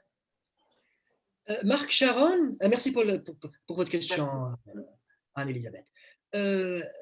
Marc Charon avait écrit un article, cet article-là, Berman étranger à lui-même, pour montrer que, tout simplement, Berman était tombé dans les mêmes ou dans un bon nombre de tendances déformantes qu'il avait critiquées. C'est-à-dire qu'en traduisant Roberto Arlt, par exemple, l'écrivain argentin, il avait, par exemple, il avait rationalisé, il avait détruit, il avait appauvri quantitativement et qualitativement le texte, alors que Berman était censé critiquer ces tendances déformantes-là. Et ce qui est intriguant, c'est que Marc Charon donne un exemple de l'appauvrissement quantitatif. L'appauvrissement quantitatif, voilà. L'appauvrissement quantitatif, c'est quand un texte exprime une réalité ou une idée par différents signifiants. L'exemple que donne Berman, c'est dans le texte de Roberto Arlt, il y a 3 signifiants pour exprimer le même signifié qui est visage. Il y a rostro, cara et semblante. Bon, les hispanisants, excusez-moi, hein, d'accord, si j'ai mal prononcé. Et il dit, Antoine Berman, que si un traducteur traduit ces 3 signifiants par le même signifiant en considérant que ce sont des synonymes, il appauvrit quantitativement le texte. Il prive le texte de cette richesse signifiante. D'accord ? Le problème, c'est que Marc Charon relève la même erreur chez Antoine Berman. Et là, on se pose la question, est-ce qu'Antoine Berman était aveugle à ce point de choisir un exemple de sa propre traduction sans le savoir pour critiquer? Et là, ça m'a poussé à revenir un peu en arrière pour essayer de voir la chronologie des publications de Berman. Et je me suis rendu compte que les traductions de Berman, à peu près, viennent avant le premier texte, ou presque avant le premier texte qu'il avait écrit sur les 13 tendances déformantes. Et là, je me dis que Berman, en citant cet exemple-là, a tout simplement s'est autocritiqué sans se nommer, et qu'il a tiré des leçons de ses propres erreurs et de sa propre pratique. Et donc, la réflexion bermanienne est fondée sur son expérience. Et donc, Berman n'était pas vraiment étranger à lui-même, c'est juste qu'il a tiré des leçons de sa propre pratique. Mais la démarche de Marc Charon, c'était ça, c'était de dire, Berman a rationalisé, Berman a clarifié, Berman a allongé, il a fait ceci, et donc il est c'est-à-dire en total décalage avec son discours théorique. Voilà. Merci beaucoup, Hassan. Merci beaucoup. Je viens de mettre dans le chat la référence pour l'article de Sharon. Voilà, merci beaucoup, tu l'as Voilà. trouvé. Justement, pour continuer sur le même ordre d'idées ou dans le même ordre d'idées, moi, ce qui m'interroge, c'est la notion de littéralité dont tu as parlé tout à l'heure, que tu as bien distingué du mot à mot, évidemment, mais dans laquelle je trouve, sans être d'accord avec l'admiral, évidemment, je trouve qu'il y a un horizon utopique à vouloir traduire la lettre, justement parce que ça me semble impossible de traduire la lettre parce que les langues ne se coïncident pas totalement, parce que justement, il y a de l'étranger. Alors, comment peut-on résoudre cette tension entre la présence de l'étranger et cet horizon utopique ou cet horizon de vouloir traduire la lettre? Il y a un peu de réponse dans quelques termes que tu utilises dans ta propre question. Parce que qui dit tension dit mouvement perpétuel et donc pas forcément une solution finale. Oui. D'accord? C'est-à-dire une solution définitive. Mais je reconnais que oui, il y a sûrement une dimension utopique. D'ailleurs, Berman dit que l'une des plus grandes contradictions de la traduction, c'est que la traduction est le lieu où à la fois la scission platonicienne, c'est-à-dire entre l'être et esprit et corps, la scission platonicienne est à la fois démentie et montrée. C'est-à-dire elle est démentie parce que si on sépare, on tue le texte, donc on doit et en même temps elle est montrée parce qu'on doit séparer pour traduire. Il y a cette tension entre l'être et esprit. Pour ce qui est il s'agit maintenant de savoir ce qu'est traduire littéralement. Traduire littéralement, c'est reproduire dans un autre texte avec les moyens de la langue d'arrivée. Ça, c'est sûr. C'est-à-dire comprendre la poétique du texte, comprendre comment est-ce que cette machine productrice de signification marche et essayer de reprendre, pour reprendre la terminologie de Barthes, la logique qui porte les sens. La logique par laquelle les sens se sont portés. Et on le fait avec les moyens de la langue d'arrivée. Henri Méchonic disait, c'est traduire calembour pour calembour, traduire rythme pour rythme, mais bien sûr, il est impossible de transposer comme ça, il est impossible. Traduire vers une langue, c'est écrire dans cette langue-là, et donc c'est d'exploiter les ressources de cette langue-là pour essayer de faire entrevoir, si tu veux, le dire, hein, la parlance du texte original. Bon, à divers degrés de réussite, à divers degrés de perte, ça c'est sûr. Mais c'est principalement ça. Donc c'est pas le calque aveugle, c'est pas le motamotisme, et ce n'est pas une violence qui déchirerait complètement les tissus de la langue. Par exemple, à propos de l'Énéide de Klossowski, Berman disait que il ne s'agit pas de reprendre factuellement le système d'inversion qu'il y a dans le texte latin en français. Il s'agit d'essayer, c'est-à-dire il ne s'agit pas de reprendre factuellement les inversions latines dans le texte français là où elles sont, mais essayer de reprendre le système des inversions là et de les disposer comme ça dans le texte, de chercher ce que dans la langue française, dans la langue d'arrivée, n'est pas encore complètement fermé, clos, normé, et d'essayer d'introduire le dire étranger par là. Et donc, donc ce n'est pas une violence, encore une fois, qui déchirerait complètement le tissu. Je me rends compte que je suis en train, peut-être inconsciemment, d'utiliser une terminologie très sexualisée, tissu, violence et tout. Oui, peut-être qu'il faudrait réfléchir sur ça. Bon, j'espère avoir Oui, tout à fait. Et j'allais dire que c'est d'ailleurs pour ça que Berman est une référence incontournable pour les traductions postcoloniales, parce que le texte dit postcolonial, justement, procède d'une présence d'hétérolinguisme, par exemple, ou de subversion de la langue par une langue silencieuse, mais qui est présente à travers une poétique de la traduction. Donc, traduire un texte comme ça, sans prendre en considération justement ce dire-là, ce dire de l'interférence, ce dire de la bilangue, comme disait Khatebi, serait passé à côté. Et il y a justement des critiques de traduction, par exemple, de textes francophones maghrébins, marocains ou algériens, en arabe, où les traducteurs ont gommé cette dimension plurilingue, hétérolingue, etc. Comme pour prétendument rapatrier un sens originel qui n'existe pas de toute façon dans sa langue d'origine. Tu vois? Et donc, effectivement, l'éthique bermanienne voudrait que l'on reproduise justement ce conflit de langue, cette coprésence de langue dans le texte d'arrivée également, au lieu de simplement traduire de manière à gommer toutes les aspérités. Regarde ce que dit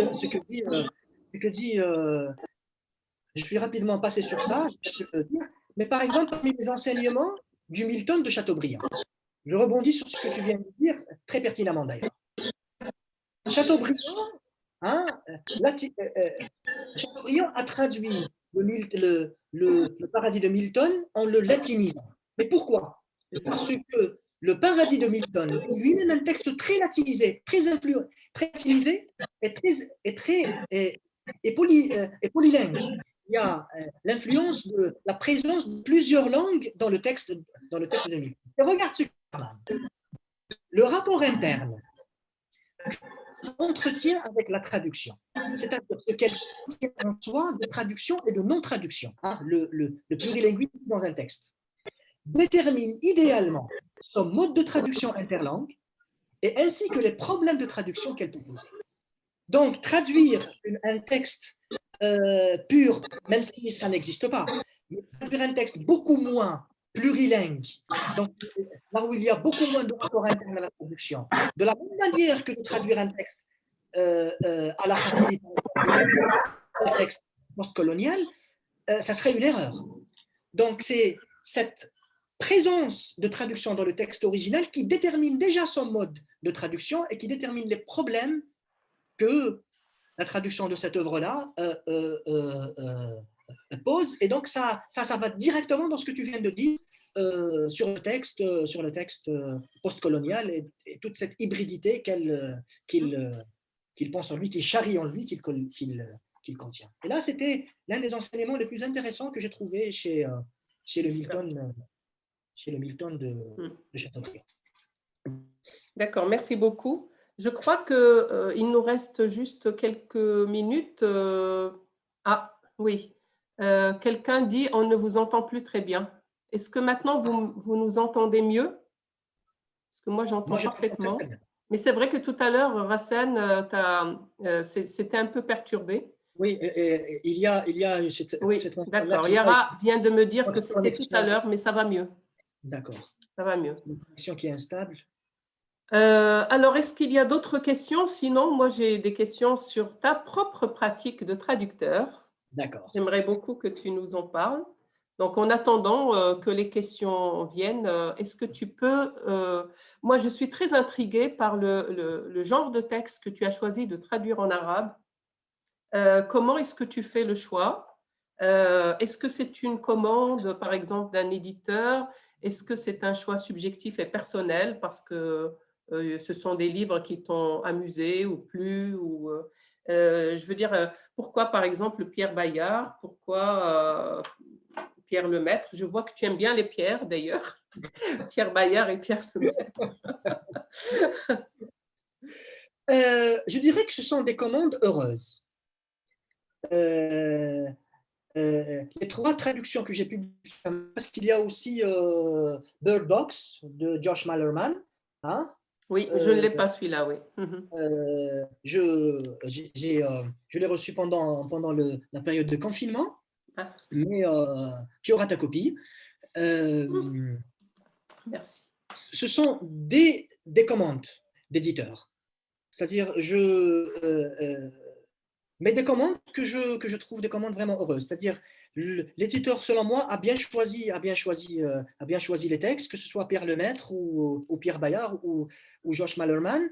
C'est de la traduction littéraire, donc bon, c'est-à-dire ça tombe dans le domaine que je chéris le plus, hein, c'est-à-dire traduire la prose littéraire. C'est des lectures qui m'ont poussé vers d'autres lectures. Par exemple, maintenant, si je peux traduire 3 jours, non pas 3 jours, Au revoir là-haut de Pierre Lemaitre, c'est-à-dire le roman avec lequel il a eu ça sera un choix, justement parce que j'ai aimé 3 jours et une vie de Pierre Lemaitre. C'était des commandes. C'est un éditeur qui m'a contacté à travers une connaissance commune et qui m'a envoyé les textes et j'ai vraiment beaucoup aimé. Là, je suis en train j'ai reçu une autre commande que j'ai terminée d'ailleurs et qui normalement devrait sortir, celle de Mohamed Dib, une pièce de Mohamed Dib. Et j'ai choisi de traduire un texte qui est celle de Meïsabé, Au commencement était la mer. Ça, c'était un choix que j'ai terminé et pour lequel je suis à la recherche d'un éditeur. D'accord. Mais donc, ce n'est pas Calimette. Je donne le nom de ton éditeur pour lui rendre hommage. C'est Édition Calimette. Il est dans quelle ville d'Algérie? Non, Calimette, c'est une édition au Koweït. Ah, au Koweït. D'accord. Okay. Ah oui, c'est intéressant. Oui, mais c'est intéressant aussi pour la censure. D'accord. Ah oui, qui est très très puissante au Koweït. Peut-être encore plus puissante en Arabie Saoudite. Et ça m'a vraiment interloqué. Par exemple, pour Pierre Lemaitre, je n'ai pas pu laisser les scènes de sexualité telles qu'elles sont. On n'a pas pu effacer la sexualité des personnages parce qu'il y a des événements clés sans lesquels on ne peut pas c'est-à-dire traduire le roman tomberait, mais les détails des scènes sexuelles ont été drastiquement censurés. Wow. C'est intéressant ça comme expérience concrète pour nos jeunes traductrices et traducteurs. Ils sachent que parfois il faut composer avec ça. Oui, parfois, et je dirais même souvent ou presque toujours, parce que si vous êtes en la situation financière des traducteurs, alors là, si vous arrivez à décrocher un contrat et que l'éditeur, le commanditaire donc, de la traduction vous dise « je veux ceci et je ne veux pas cela », peut-être qu'en France, c'est autre chose. Peut-être qu'en France, ça va être des contraintes d'ordre stylistique. C'est-à-dire écrivez de manière plus claire, écrivez, je ne sais pas, si les phrases sont longues, si l'écriture n'est pas très rationnelle, si la phrase n'est pas très française, donc francisez les phrases, c'est-à-dire faites que la phrase soit plus lisible, peut-être. Mais chez nous, sur le plan syntaxique, par exemple, sur le plan de mes choix stylistiques, l'éditeur n'était pas très regardant. Mais sur le plan de certains termes, certains passages, l'éditeur me dit tout simplement, ça ne passera pas. On va me fermer boutique, on va venir c'est-à-dire on va retirer le livre, ça c'est sûr, et je vais recevoir des sanctions sur la tête. Donc, on est obligé, d'abord par le fait que la traduction soit une commande, et aussi éthiquement, on est obligé, c'est-à-dire de suivre ce que dit l'éditeur. Mais ça me pousse, déjà que c'est une conviction, mais ça me pousse à mettre ça dans mes préfaces de traducteur. D'accord. à le signaler, ne serait-ce que par une phrase. J'ai dû faire ceci, cela, Oui, parce c'est que important. l'éditeur me l'a demandé. C'est important, bien sûr. Parce que l'éditeur me l'a demandé. Mais c'est l'une des contraintes, c'est-à-dire c'est l'une des réalités que connaît le traducteur et la traductrice et avec laquelle il doit ou elle doit composer. En fait, que c'est ça. On suit l'éditeur et on doit composer avec. Très intéressant. Est-ce que tu veux nous parler de… Il y a aussi, pardon, excuse-moi de te couper, il y a aussi le problème de trouver l'éditeur aussi, pour trouver un traducteur. C'est-à-dire pour le convaincre d'un projet, de lui proposer un projet et le convaincre de la viabilité de ce projet-là. Pour un traducteur, c'est encore plus difficile parce qu'il faut que l'éditeur ait les droits. Les droits sont chers, surtout si on voit la disparité entre les monnaies, c'est-à-dire entre nord et sud. Donc, l'éditeur doit payer les droits de traduction, les droits de cession, et il doit payer le traducteur et la traductrice, ce qui rend le projet de traduction encore plus lourd que pour publier un livre directement, c'est-à-dire original entre deux guillemets. Tu veux dire quelque chose? Je t'ai coupé? Oui, non, moi je suis très intéressée par la lecture de tes traductions de Mohamed Dib et de Maïssa Bey, justement. On les trouve déjà ou pas encore? Non, la traduction de Mohamed Dib devrait, devrait sortir chez l'édition El Kalima, pas Kalimat, hein, El Kalima. J'imagine que tu connais. Oui, dirigé par Guy Dugas. Voilà, j'attends toujours en fait la publication, mais elle ne vient pas. Je ne sais pas pourquoi. Pour ce qui est de Maïssa Bey, je suis toujours à la recherche d'un éditeur. Quel livre de Maïssa Bey? Au commencement était la mer. C'est son premier roman, c'est-à-dire son roman. Au commencement était la mer, oui, c'est un très beau roman. Très bien. Écoute, à te lire, j'espère que ça sortira bientôt et que nous pourrons en discuter et nous t'inviterons pour en parler aussi, parce que c'est là où justement, je ne sais pas si cela t'intéresserait d'en parler selon une perspective postcoloniale ou pas, je ne sais pas. Enfin, je ne sais pas quels sont tes choix traductifs pour la traduction de Dib et de Maïssa Bey, mais nous pourrons en discuter en tous les cas. Ce sera avec plaisir, ce sera toujours avec plaisir. Est-ce qu'il y a d'autres questions?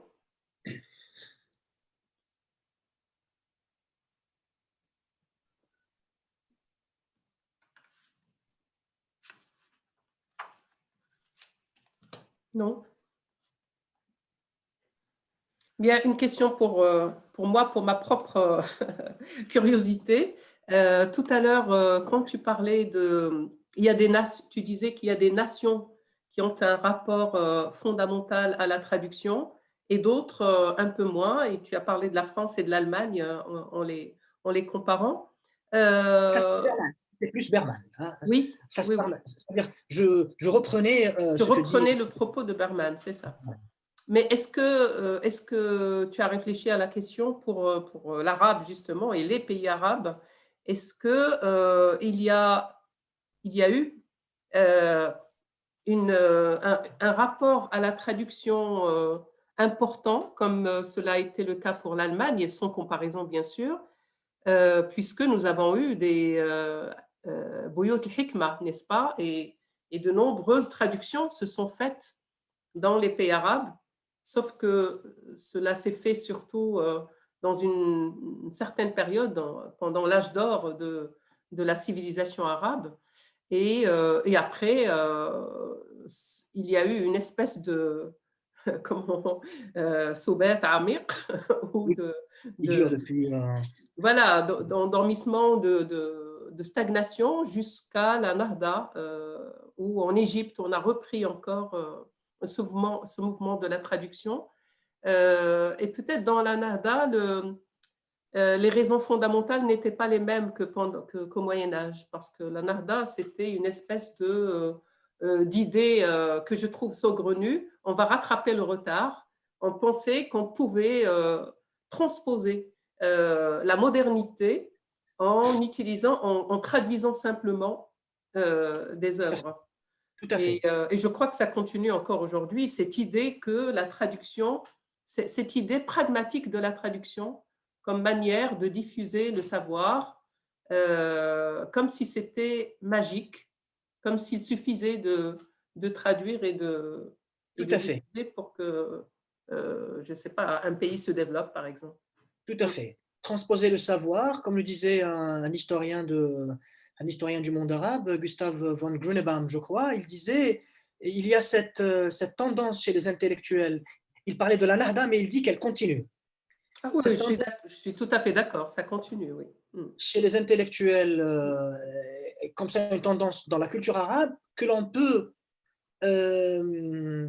d'abord transposer les savoirs comme ça techniques et transposer la technologie directement sans passer par les fondements philosophiques, les fondements qui ont constitué la raison européenne, justement cette raison-là, qui a donné la civilisation. C'est-à-dire, on traduit l'engineering, les mathématiques, et c'est ce qui s'est passé à la Nahda. Mais on laisse de côté la sociologie, toutes les sciences qui avaient commencé les sciences humaines qui avaient commencé à naître comme ça, l'anthropologie, l'histoire, tout ça, ça ne nous concerne pas. Nous avons juste besoin de la technologie pour rattraper le retard. Et comme tu dis, c'est une idée saugrenue, d'ailleurs, qui n'a pas réussi. Adonis, par exemple, le poète et penseur arabe Adonis était très critique par rapport à la Nahda parce qu'il y voyait cette tradition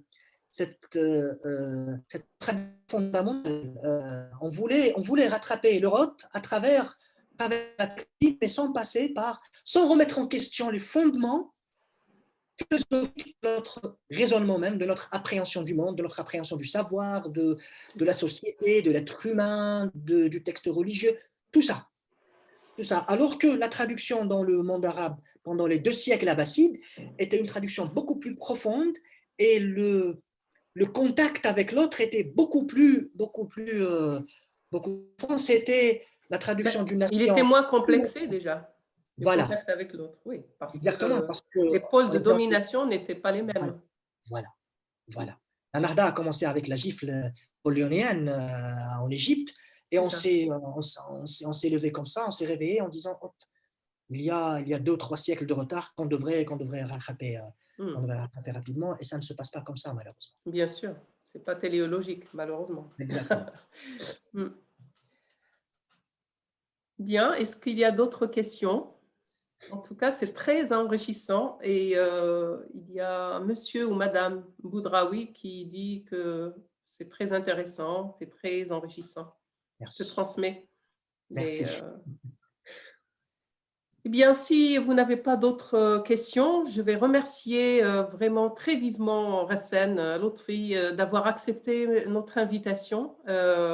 C'était à la fois riche, dense, mais tu as aussi lancé des pistes de réflexion diverses et je suis sûre que nous allons relire ton document et en faire l'objet d'une séance de discussion pour la semaine prochaine, donc où j'essayerai. Je ne vous promets pas que je serai aussi érudite que Rassen, mais j'essaierai de répondre à certaines questions. Merci beaucoup. Je lui poserai les questions tout simplement en toute humilité. Voilà. Merci beaucoup Rassen et à une prochaine fois, j'espère. Merci à toi encore une fois pour cette opportunité. Merci à tous ceux et celles qui étaient là, Yaran, Elisabeth, Hiba Belgassim qui a posé, Boudra ou Amina aussi, à tous ceux qui étaient là et qui n'ont pas posé de questions. C'est toujours un plaisir. Et merci encore. Merci. Au revoir. Ciao. Au revoir. Merci à vous. Merci. Au revoir. Au revoir. Merci. Au revoir. Merci, au revoir. Au revoir. Je vais arrêter l'enregistrement.